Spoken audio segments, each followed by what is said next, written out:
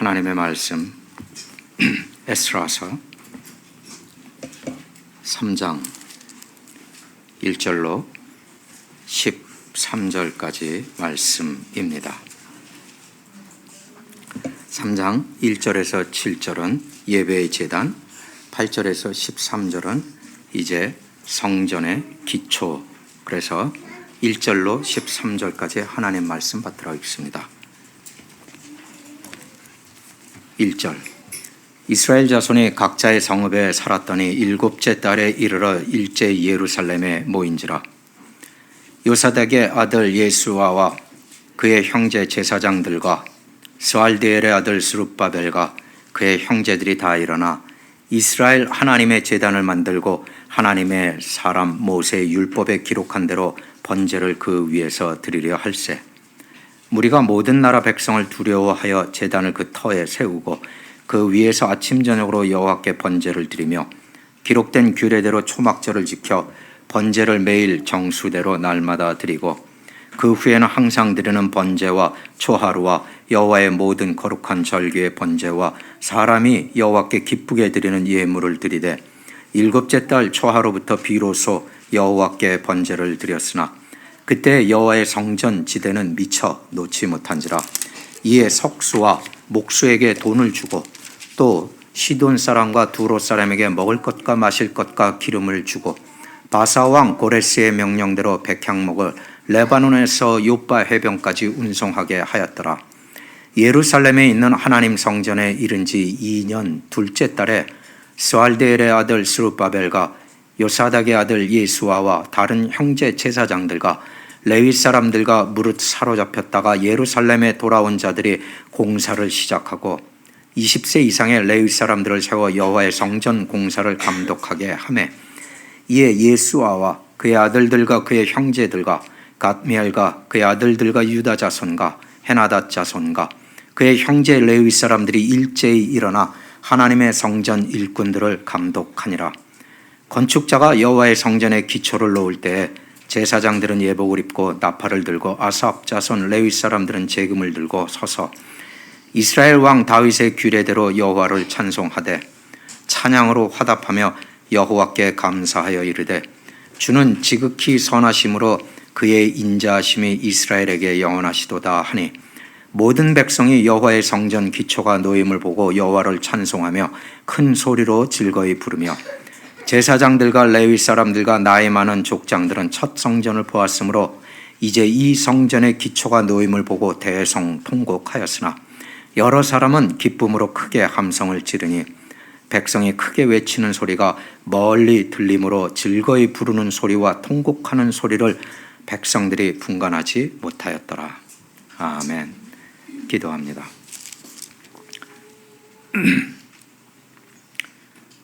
전능하신 하나님, 하나님은 처음 인간을 지으시고 부르시던 그때로부터 지금까지 변하지 아니하시고 변하지 아니하시는 그 중에 사랑으로 부르시고 오래 참음으로 변화시켜 주시고 변화하지 못하는 자들에게 또한 하나님은 참아주시니 우리에게 주어진 하나님의 말씀 앞에 우리의 심령이 먼저 낮아지게 하옵소서. 하나님의 말씀에 앞서 판단하지 않게 하옵소서. 오직 하나님의 말씀이 말씀하시는 대로를 우리에게 은혜로 다가오게 하옵소서.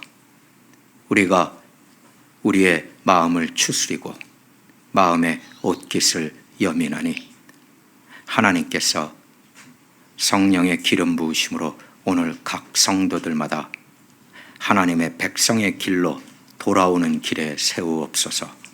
예수님 이름으로 기도했습니다. 아멘.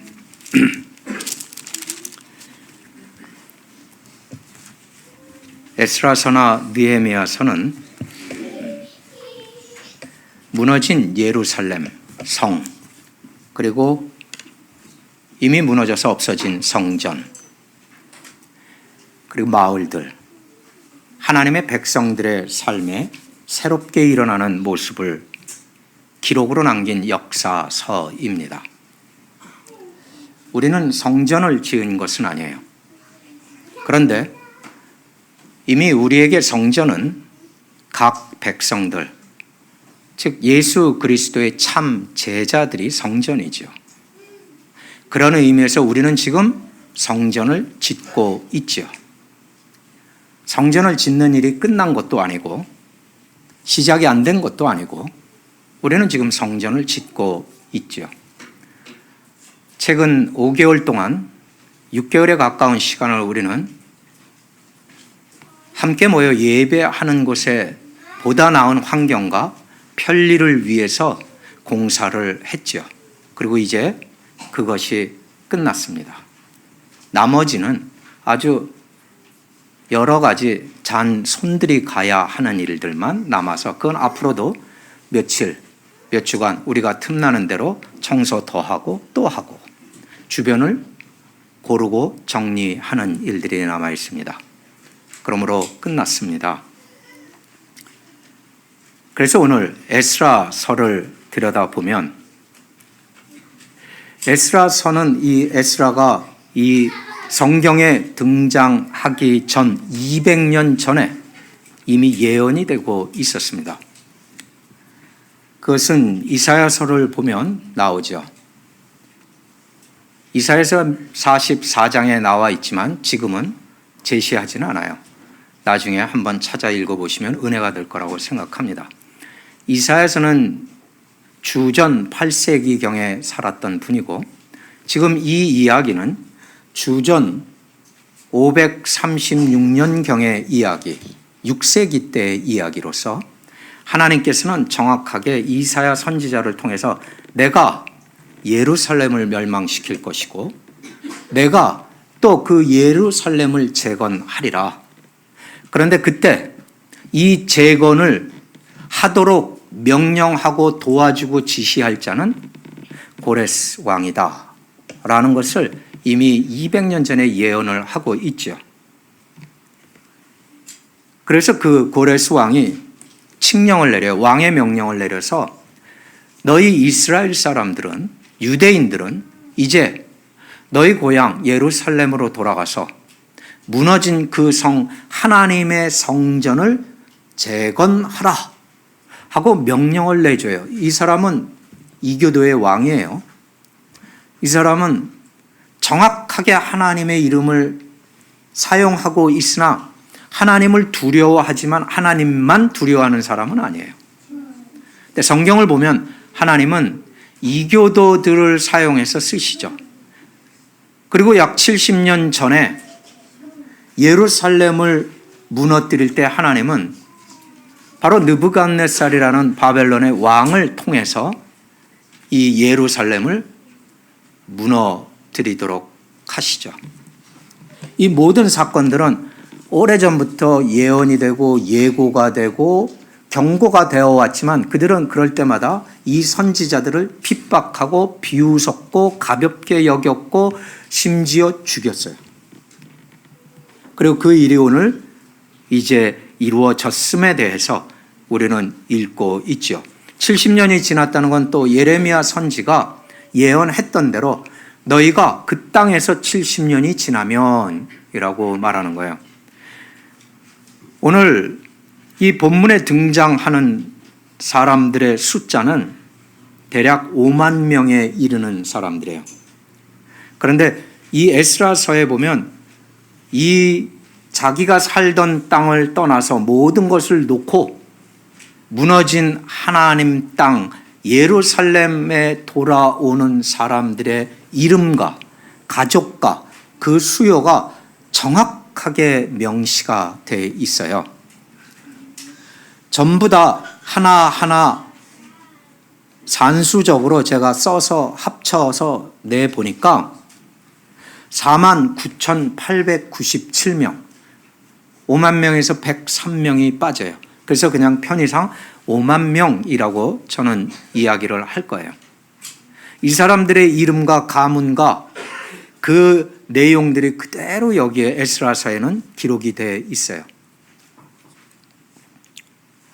이들에게 있어서 이 무너진 땅, 아무것도 먹을 것이 없고 살 만한 기반이 마련되어 있지 않은 황폐한 땅 예루살렘으로 돌아오는 것은 그냥 할 수 있는 일이 아니었어요. 70년이 지났어요. 바벨론에서 살은 지가. 그 말은 포로로 잡혀갈 때 1살이었다면 지금 71살이 되었다라는 뜻이죠. 1살짜리는 그때 그 땅을 떠날 때 모양이 어땠는지 기억할 수 없죠. 오직 부모님이 얘기해 준 거, 할아버지 할머니가 얘기해 준 것만 기억할 것이다. 그런데 그런 사람들조차 나이가 너무 많아서 여기에 참여하기는 어려웠을 것이다.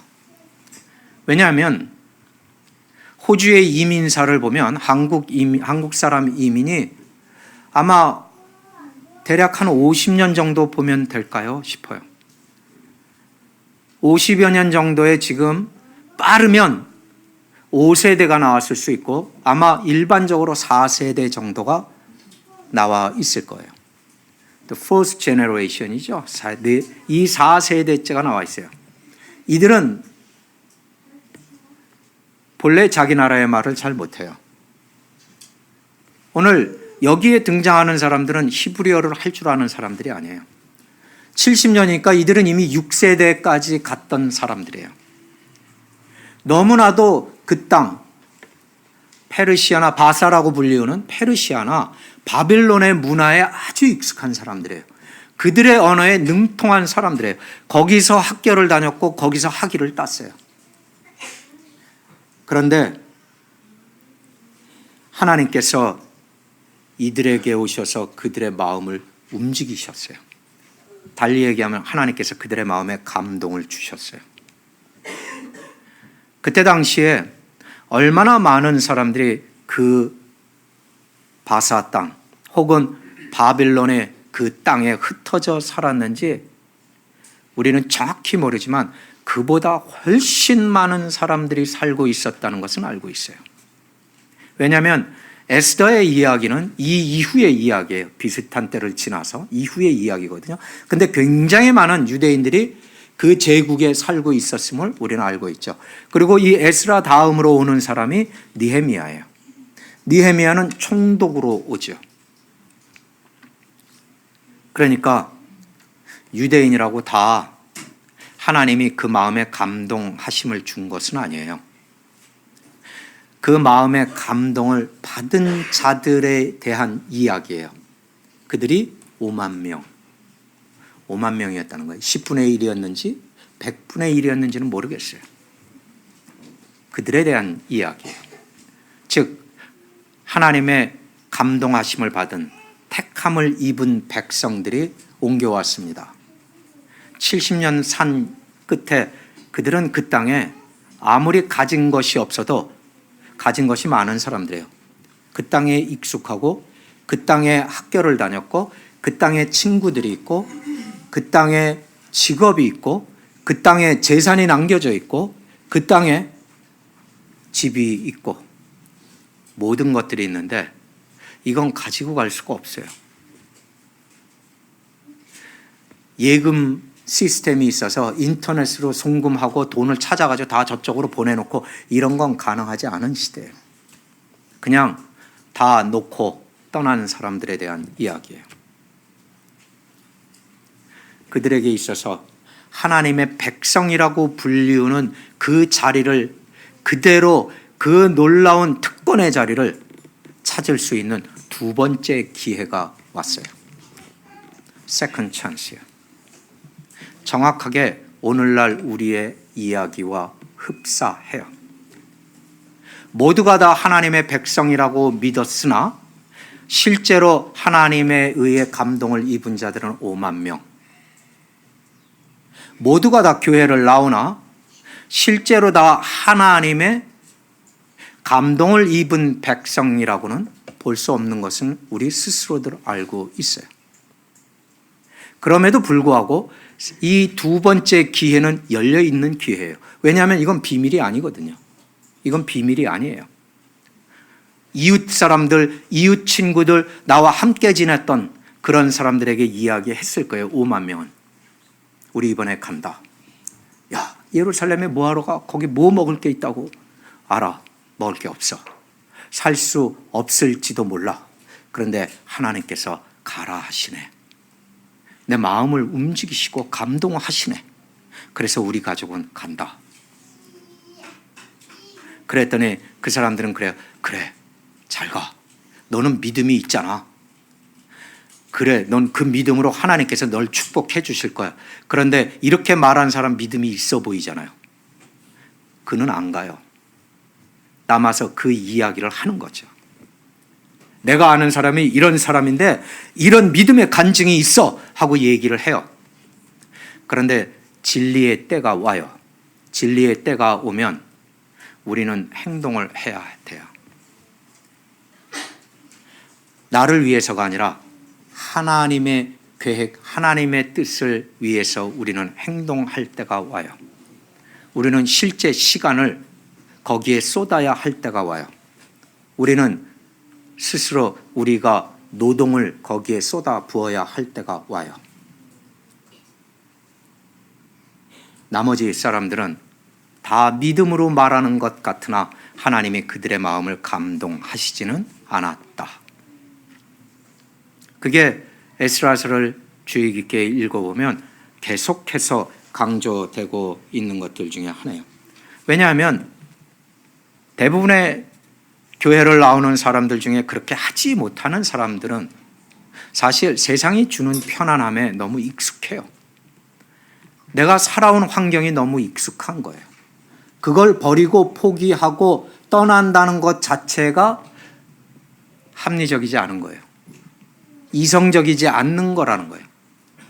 그런데 말씀의 입장에서 보면 하나님이 가라 하면 가고 서라 하면 서는 것이 합리적이고 이성적인 거예요.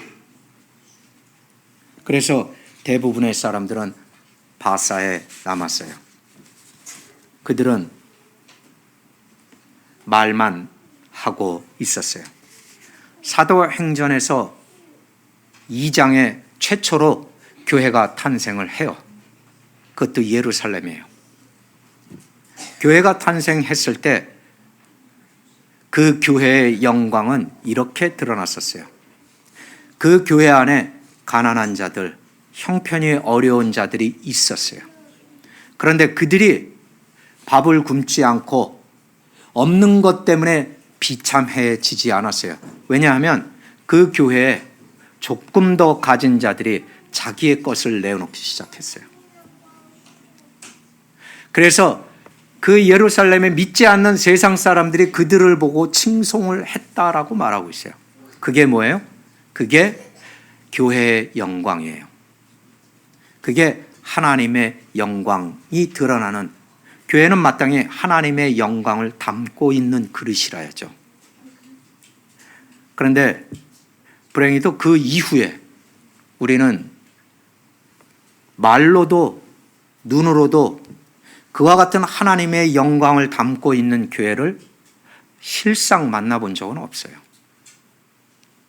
실상 경험한 적은 없어요. 오직 성경으로만 알고 있지요. 이제 하나님의 부르심에 감동받은 자들은 하나님의 집, 성전, 그건 우리에게 있어서 예수님의 몸, 교회를 세우는 일이죠. 우리가 교회를 세우는 일은 끝나지 않았어요. 왜냐하면 우리는 아직 짓고 있는 중이거든요. 그런데 이 교회를 세우는 것을 돕지 않을 사람들도 있어요, 당연히. 그런데 이 교회를 한 마음으로 하나가 되어 섬기게 되고 세우기 시작하면 세상은 어떻게 해요? 그것을 보고 두려워하기 시작해요. 교회가 반씩 나눠서 싸움을 할 때 세상은 그것을 보고 손가락질을 해요.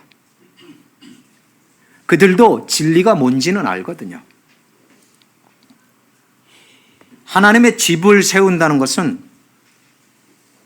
우리의 시간을 내놓는 거예요. 우리의 수고를 드리는 거예요.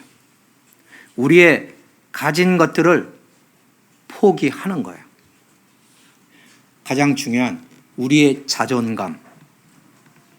때로는 교회를 섬기는다 보면 나의 자존심을 완벽하게 내려놔야 할 때도 와요. 그렇게 치르고 세워지는 것이 하나님의 집, 그리스도의 몸, 교회죠. 오늘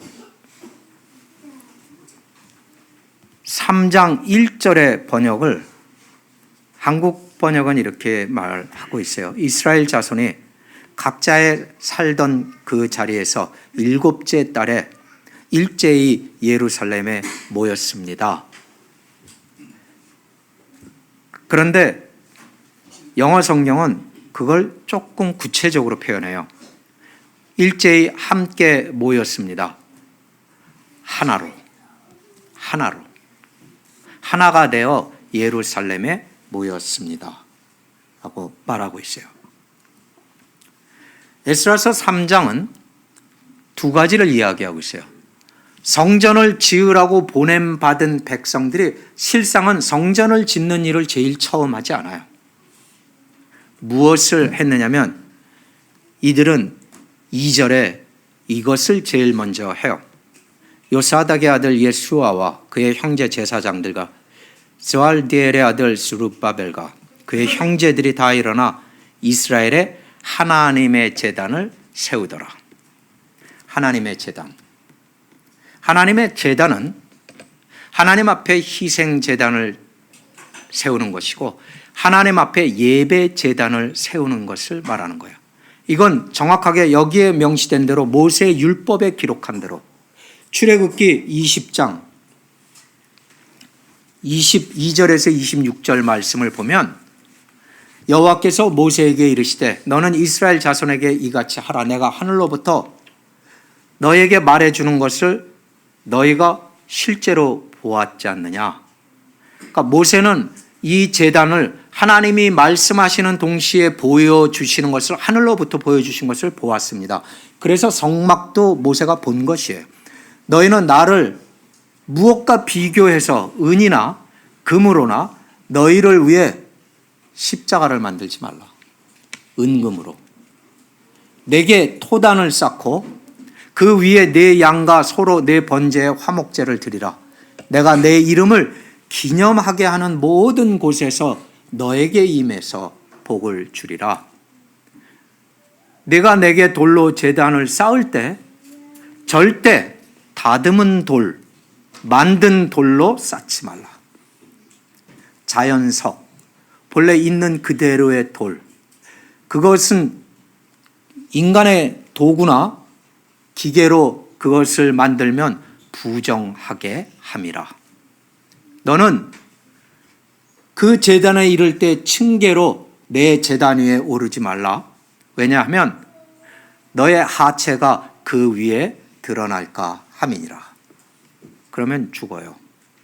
그래서 여기에 의해서 하나님 앞에 제단을 가장 먼저 세웠어요. 이것이 예배의 제단이에요. 우리가 창세기를 읽으면 아브라함이 가는 곳마다 제단을 세웠다는 이야기가 나와요. 아브라함이 제단을 세울 때 큰 돌을 찾아서 일부러 그걸 다듬고 아름답고 유용하게 만들어서 제단을 세우는 게 아니에요. 생긴 그대로를 가져다가 이리저리 맞추어서 그 돌들 무더기를 세우는 거예요. 그리고 그 위에서 예배를 하죠. 이삭도 그랬고 야곱도 그랬어요. 그리고 모세에게도 그렇게 말씀하셨어요. 돌아온 유대인들, 하나님의 백성들, 세상으로부터 하나님께로 돌아온 이제 막 믿기 시작한 그리스도인들은 하나님과의 관계를 세워야 돼요. 그런데 하나님과의 관계는 딱 하나를 통해서 시작이 돼요. 예배 제단. 이 백성들은 돌아와서 제일 먼저 하는 게 자신들의 안전이 아니었어요. 왜냐하면 에스라 느헤미야서 전체를 둘러싸고 있는 것은 계속해서 이웃의 백성들, 이웃 나라 사람들이 와서 조롱하고 돌 던지고 화살을 쏘아대고 언제든지 쳐들어와서 죽이겠다라는 위협을 하면서 그 밑에까지 와서 아침 저녁으로 팀을 나누어 가지고 조롱했어요. 이들을 여러 가지 말들로 짓밟았어요. 그런데 이들의 특징은 자기들을 보호하는 일이 아니었어요. 그래서 여러분, 그리스도인들은 자기를 보호하는 일을 제일 처음 하면 안 돼요. 그리스도인들은 하나님 앞에 예배 재단을 제일 먼저 세워야 돼요. 그런데 이 재단은 22장에서 나온 것처럼, 20장에서 나온 것처럼 이때로부터 모세가 저들에게, 백성에게 이야기하는 것은 무엇이냐면 이것 이후에 재단을 먼저 이야기하고 그 다음에 말하는 것이 성막을 짓는 규정이에요. 비로소 성전을 짓는데 성전은 하나님과의 예배 재단이 세워진 이후에라야만 가능하다라는 뜻이에요. 21세기 교회가 교회당을 지을 때도 마찬가지예요. 예배 재단이 세워지지 않았는데 교회당을 짓는 것은 무의미하다라는 것을 이미 그 오래전 2500여 년 전에 이야기를 이 성경은 우리에게 가르쳐주고 있어요. 이들은 언제 죽을지도 몰라요. 그런데 그들은 그 제단을 세웠는데 그 제단은 나중에 좀 더 구체적으로 모세의 율법에 어떻게 기록이 되어 있냐면 그 제단의 사방에는 고리가 있어야 되고 띠가 있어야 되고 거기에 따라 하나님이 지정한 나무 아카시아 향목이라든지 이런 걸 가지고 꿰어서 너희들이 어디에 가든지 운반해 가야만 해요. 이동형이라는 거예요. 왜요? 우리의 삶에 어디에 이르든지 하나님의 예배의 제단은 우리와 함께 간다. 만약 제가 여기에서 떠나서 다른 곳으로 어딘가를 간다면, 방문을 하거나 간다면 나의 예배의 제단은 내가 가는 곳에 함께 가야만 하는 거예요. 여러분의 가정에 여러분에게 그런 예배의 제단이 있습니까? 하나님은 여기서 아무것도 언급을 하지 않아요. 그냥 예배의 제단에 대해서 말씀하고 있어요. 그런데 3절에 무리가 모든 나라 백성을 두려워합니다. 제가 설명했던 모든 나라, 그 주변에 있는 모든 사람들이 다 적대적이었다는 거예요. 이 하나님의 백성에게 적대적이어서 두려워했는데 제단을 세웠습니다. 그러니까 안전하고 난 다음에 제단을 세웠다, 예배했다가 아니에요. 도착하고 거기서 행한 첫 번째 일로 세우기 시작한 것은 예배의 제단이었습니다. 그리고 그 위에, 그 제단 위에서 아침으로 저녁으로 여호와께 번제를 드렸습니다. 여기서 또 놓치면 안 돼요. 이들은 이미 이곳에 온 지 1년이 다 돼가고 있어요. 1년이 다 돼가고 있는데 그 땅은 무너진 땅이잖아요. 지난 70년 동안 아무도 돌보지 않았던 땅이에요. 이 땅은 짐승들만 오고 가더라라고 느헤미야에 써 있는 땅이에요. 이 땅에는 먹을 게 없잖아요. 그러면 오자마자 땅을 파서 씨앗을 심었어도 아직 수확을 걷기 전이에요. 그들이 아무리 고레스 왕이 명령으로 보냈다 할지라도 모든 것에 풍족할 수는 없어요. 그런데 그들은 아침으로 저녁으로 하나님 앞에 제물과 예물을 가지고 왔습니다. 우리의 그리스도인의 마인드하고는 정말 차이가 날 수 있어요.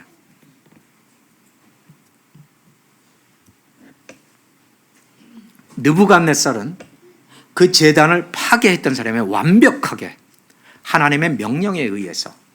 그런데 모세 때 이후로 이 제단을 세워서 최초로 성전이 제자리에 서고 제단을 세운 사람이 솔로몬이에요. 그 제단에 솔로몬이 세워서 수많은 이방의 우상들을 갖다 옆에다 세워놨어요. 그리고 아하스 왕이란 사람이 세상의 유행대로 유행하는 우상을 가져다가 새롭게 제단을 자기가 또 설계까지 해서 새로 세웠어요. 끝으로 므낫세 왕에 이르기까지 계속해서 이 제단을 우상과 이교도들의 것으로 범벅이 되게 해요. 그래서 느부갓네살이 와서 그 제단을 다 부셔버려요. 그 부서진 제단을 이 5만 명이 채 안 되는 백성들이 빈손으로 와서 적들의 끊임없는 위협 속에서 세우는 거예요. 이게 오늘날 교회라면 어떻게 할까요? 교회 언제부터 내적 상담이 자리를 잡아요? 교회 언제부터 치유, 힐링 목회가 자리를 잡아요? 교회가 언제부터 장로는 돈 있는 사람들이 되는 자리가 되었어요? 교회가 언제부터 성도들이 돈 버는데 축복해달라고 기도를 구걸하며 돌아다니는 곳이 되었어요? 교회가 언제부터 예배 앞에 나와서 그날에 한 주간에 있었던 다른 일들을 가식 없이 두려움 없이 나누는 장소가 되었어요? 언제부터? 이 제단은 하나님께서 모세에게도 말씀하셨고 나중에 이사야서에도 나오지만 나는 나의 예배 제단을 나누는 법이 없노라. 그 어떤 것과도 나누지 않노라. 돈, 그래서 예수님이 만몬과 하나님은 함께 섬길 수 없다라고도 말씀하셨죠. 예배 제단이 이 돌아온 유대인들에게는 인생의 최우선이 되었어요. 그들은 예배에만 집중했어요. 그들의 처음을. 그들의 인생에 빈손으로 와버린 사람들, 심지어 그 땅에 언어조차 못하는 그들에게 있어서 언제나 최우선은 하나님이었어요. 여러분 인생에 넘버 원 프라이어리티가 하나님이었던 적 있습니까? 아니, 한때 있었는데 지금도 그렇습니까? 하나님이 존재하는 이유는 나를 축복하기 위해 있는 존재입니까? 하나님은 예배의 제단을 그 어떤 것과도 나누지 않는다고 하셨어요. 그래서 우리의 예배가 나누어질 수 없어요. 그래서 하나님께서는 그 예배를 이렇게 정의하셨어요. 예수님의 말씀을 통해서 신령과 진정으로 예배하는 자의 예배, 그 제단에만 내가 있노라. 우리가 한 교회에 있다고, 한 자리에서 한 같은 시간에 예배를 한다고, 그 예배가 나누어지지 않은 예배라고 믿고 있습니까? 예배의 제단이 그럼 왜 그렇게 중요할까요? 첫째는 하나님 앞에 예배하는 제단이기 때문에 중요하죠. 둘째는 그게 왜 그렇게 중요하냐면 그 제단이 하나님이 인간을 만나시는 곳이었거든요. 여러분 하나님 만나고 싶으면 그 예배 제단 앞에만 가야 했어요. 구약에. 그런데 그 구약에도 이미 그 예배 제단은 언제든지 내가 움직이는 곳으로 함께 움직여 간다가 그 정의였어요. 그 개념이었어요. 신약의 이후의 교회 우리에게는요. 심지어 우리가 성전이에요. 우리가 가는 곳에 예배의 제단이 옮겨가요. 우린 거기에서 하나님을 또 만나요.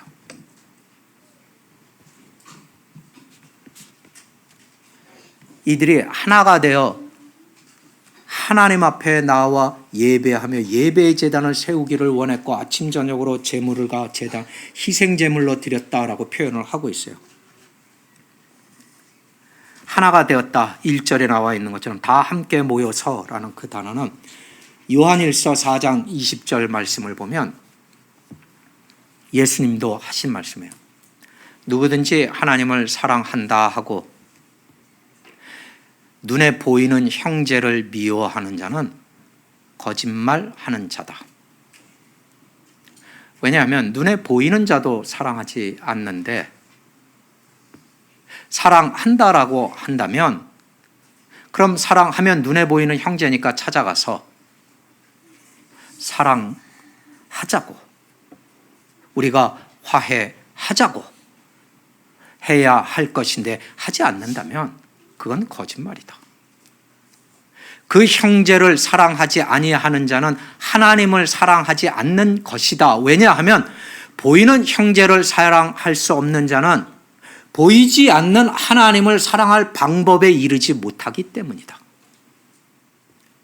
그래서 예수님께서 말하세요. 네가 형제에게 잘못한 일이 있으면 하나님께 드리는 제물을 놓고 가서 그 형제에게 용서를 구하고 다시 하나님 앞에 나오라 라고 되어 있어요. 그게 오늘 에스라서의 성전을 짓기 전 하나님의 제단을 지을 때 한 백성으로 나아갔다는 이야기예요. 이들에게는 그 하나님 앞에 서는 에스라와 그 백성들은 아까도 말씀드렸지만 그 땅에 파종한 것도 거둘 것도 없어요. 땅이 이미 망쳐 있고 70년 동안 돌봄이 없었기 때문에요. 그 땅에 아담이 없었어요. 사람이 없었다고요. 70년간. 그런데 그들은 자신들이 무엇을 먹을까 무엇을 입을까 걱정하지 아니하고 하나님께 드렸어요. 여러분, 이와 같은 사람들이 3절에 그들의 심령을 보여줘요. 무리가 모든 나라 백성을 두려워하여 제단을 그 터 위에 세우고 그 위에서 아침 저녁으로 여호와께 번제를 드리며. 여러분, 이분들이 하나님께 대한 믿음이 있어요. 대단해요. 한 가지예요. 하나님께 예배하겠다. 그런데 그 주변의 모든 그 자기들을 위협하는 자들, 백성들을 두려워했대요. 여러분, 그리스도인들이라고 두렵지 않은 게 아니에요. 무섭다고요. 누군가가 칼 들고 나타나면 무섭다고요. 총 들고 나타나면 무섭다고요. 누군가가 뒤에서 헐뜯기 시작하면 두렵다고요. 잘못되면 어떡하지 걱정스럽다고요. 그런데도 그들은 두려운데도 예배의 제단을 세우고 있었다. 가장 이성적이지 못하게 보이고 합리적이지 못하게 보이는 건 그러면 5만 명이나 되니 먼저 성벽을 세워야지. 나를 지켜줄 수 있는 최소한의 담은 쳐놓고 그 다음에 예배해도 되잖아. 하나님은 그런 걸 우리를 다 아시고 이해해 주실 뿐이잖아. 라는 이야기는 조금도 비춰지지 않아요. 그냥 이들은 그렇게 했다는 거예요. 두려운데 했대요. 그들 중에 군대가 있었어요? 군대는 같이 가지 않았어요. 나중에 가서 느헤미야가 와서 민병대가 약간의 조직적으로 조직이 되긴 하나 그들은 상대가 되지 않았어요. 이들은 두려워서 떨었대요. 세상이 믿는 자들을 어떻게 할지 우리도 여전히 두려워요. 동성애에 대해서 이야기했는데 거기에 대해 설교를 성경대로 하면 우리 성도들 중에 누가 듣고 가가지고, 성도가 아니겠죠, 그러니까 듣고 가가지고 고발 고소하면 목사는 당연히 법정에 서야 돼요. 시대가 그래요. 여기도 그렇고. 이제 낙태에 대한 법안도 이제 통과될 때가 됐어요. 우리 자녀들 중에 실수 혹은 유혹에 빠지고 잘못해서 아이를 가지게 됐어요. 그런데 아무도 모르게 와서 아이를 지워요. 아무도 그걸 제지하거나 가르칠 수가 없어요. 그런데 그걸 목사님이 당당하게 서서 그대로를 가르치면 당연히 인권을 침해했다고 고소 고발 당하게 돼 있어요. 이제 앞으로는. 그러면 말하지 말아요? 가르치지 말까요? 이들은 두려웠다고요. 두려워했대요. 진정으로 용기 있는 자들은 두려운 걸 아는 사람들이에요. 두려운데 그것을 극복하고 해야 할 일을 하는 거죠. 여러분, 두려운 걸 두려워할 줄 모르는 사람은 바보거나 그 사람이 뭐가 오는지 모르거나 둘 중에 하나예요. 그들이 두려운데 계속 두려운데 이렇게 했던 이유는 딱 하나예요. 하나님이 그들의 인생의 넘버 원 프라이어리티였어요. 그들의 인생의 무조건 최우선은 하나님이었어요. 여러분, 목사에게 딱 한 가지 진실이 있다면 나머지 다 믿지 못해도 이걸 믿어야 돼요. 당신의 최우선은 무엇입니까? Jesus Christ. 예수 그리스도가 내 인생의 넘버 원입니다. 그래서 나가서 복음을 전합니다. 그래서 나가서 모든 수입의 근원을 잃게 될지라도, 그래서 이 교회에 부자가 왔었을 때조차라도 그에게 비위를 맞춰주는 말을 하지 못하고 예수 그리스도께서 최우선입니다. 우린 예배가 최우선입니다.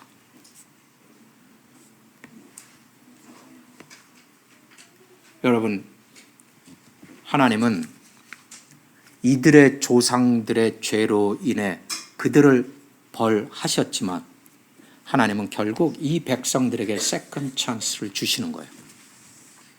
그게 사랑이죠. 이 교회에 발을 디딛는 사람들은 다 한결같이 세컨드 찬스를 받은 사람들이에요. 두 번째 기회를 받았어요. 그런데 두 번째 기회를 어떻게 쓸지 그건 여러분에게 예배 제단이 있는가 없는가에 달려 있어요. 오늘의 마감은 이렇게 나가요. 이 안에 수많은 내용들은 다 할 수 없어요. 단지 12절, 11절에서 13절 다 건축자가 여호와의 성전에 이제 비로소 예배 제단이 먼저 쓰고 성전의 기초를 놓을 때 11절에 모두가 찬송과 찬양으로 화답하며 여호와께 감사하여 이르되 주는 지극히 선하시고 인자하심이 영원하시도다. 모든 백성이 여호와의 성전 기초가 놓임을 보고 여호와를 찬송하며 큰 소리로 즐거이 부르며, 이들이 찬송할 때 맨 앞에 있는 사람은 아삽이에요. 그 아삽이라는 시편에 나오는 그 아삽이 여기 안에 있어요. 지금 그 아삽과 그 무리들 제사장들과 음악하는 사람들에 의해서 큰 소리로 즐거이 노래를 부르고, 나이 많은 족장들, 제사장들, 레위 사람들은 첫 성전을 보았던 사람들도 이 중에 있었는데 이 성전의 기초가 다시 놓임을 보고 기쁜데 눈물을 흘리는 거예요. 대성통곡을 하고 있더라. 여러 사람은 기쁨으로 함성을 지르고, 젊은이들은 기쁨으로 함성을 지르고, 나이 많은 사람들은 통곡으로 눈물을 흘리는데 13절 백성이 크게 외치는 소리가 멀리서도 들리는데 그게 즐거워서 부르는 소리인지 통곡하는 소리인지 분간할 수 없더라. 우리 교회는 여러분들이 인생의 넘버 원이라고 생각하는 것이 뭡니까? 저는 너무나 많은 사람들을 만났는데 제가 처음 왔을 때 31년 전에는 불법 체류자가 그렇게 많았어요. 그들에게 있어서 비자가 넘버원이었어요. 그 이후에는 수입이 넘버원인 사람들 수없이 만났어요.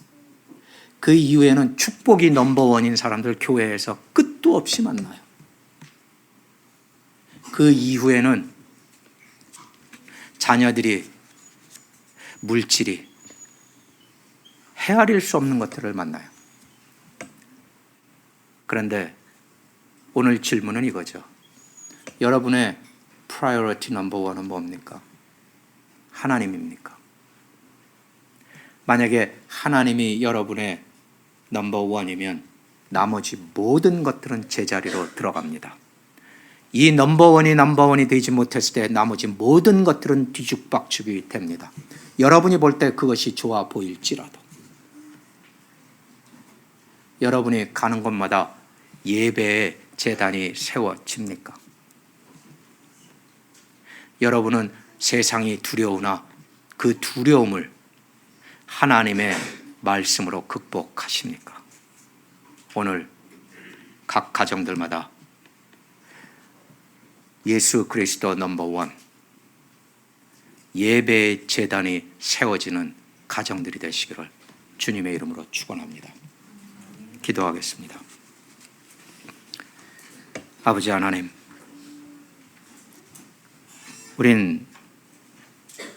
우리가 생각하는 넘버원들이 몇 가지씩 있을 수도 있습니다.